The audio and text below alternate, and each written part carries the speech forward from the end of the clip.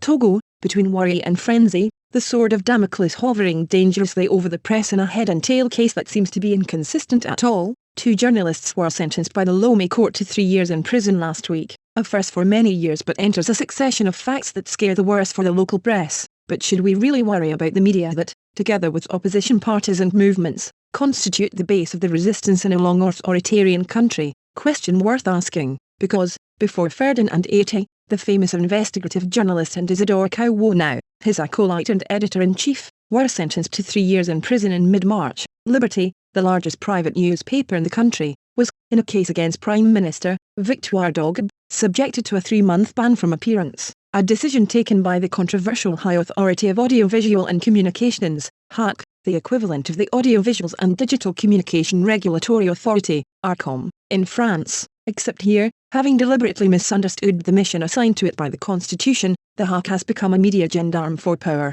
In short, a sort of systematic retaliation and support of the regime commission, discrediting itself as its questionable decisions progress and backing the media, which it has become the #1 enemy. In the case of Liberty, as in others, the decision of the high authority has been invalidated by the Supreme Court, and since then, with more attacks on the media, the frenzy has taken over the private press, which has seen, in recent years, the departures of its professionals and forced exiles. It is undoubtedly the case of Ferdinand Ete, who will have no choice but to settle in Europe, where he should have been for several days. The departure, if not the escape of such a good journalist, is not only a loss to the press but above all a concern for a corporation whose financial soundness has been tested by the COVID-19 pandemic crisis, but also severely weakened by the lack of training of its staff actors. And in this context of sometimes approximate professionalism, the best are forced into exile, which risks, in the medium term, ruining a profession that, for Togo, finds it difficult to adapt to structural and technological changes. 2 years from a presidential election,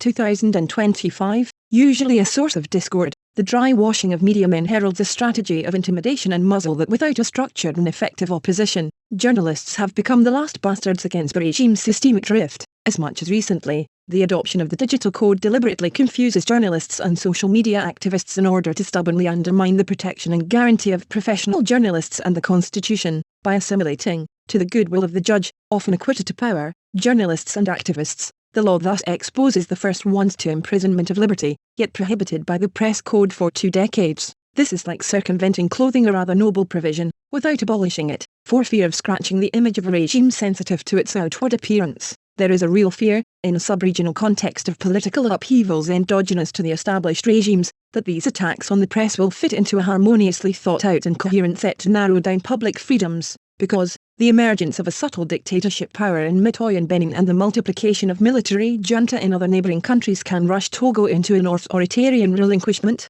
the sub-regional atmosphere of a collective regression superficially mitigating the gravity of the violations of rights and freedoms. That is why the pressure must remain maximum on Lomé, accompanied by the press by formations that help its adaptation to the new mutations of the media space with the proliferation of new media. Either way, freedom of the press, long more or less guaranteed, is under threat. The eruption of attacks on the press in an African context of journalists killed in Rwanda and Cameroon and numerous arbitrary arrests of media men in Algeria, Sudan, Ethiopia or elsewhere is of greater concern. It's time for accredited Western chancelleries in the country, the United Nations system, the European Union but also civil society organisations to be concerned about this and occasionally call on public authorities. The alert was given by the 2022 ranking of Reporters Sans Frontières, which lost 26 points in the country, a record indicating all rankings combined. Africa Strategies France.